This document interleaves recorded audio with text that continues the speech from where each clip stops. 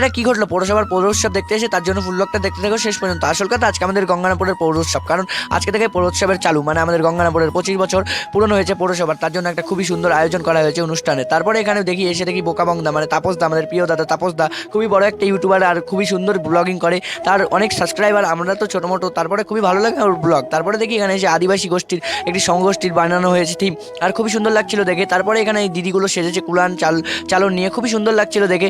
তারপরে কিছুক্ষণের মধ্যে র্যালি শুরু হবে। তারপরে এখানে পিছন দিকে দেখি অনু এখানে কি করছে আমার পিছনে ক্যামেরা, কারণ আমি ওকে বোকাবাঙের সাথে দেখা করতে নিয়ে যাচ্ছি সবাইকেই। তারপরে এসে দেখি দেবনাথ ও বিজয় দা এখানে দাঁড়িয়ে আছে, ওদেরকে নিমন্ত্রণ করা হয়েছে পৌরসভা থেকে, কারণ ওরা স্কেটিং করে আর এটা খুবই বড় ট্যালেন্ট, আমাদের দক্ষিণ দিনাজপুরের গর্ব।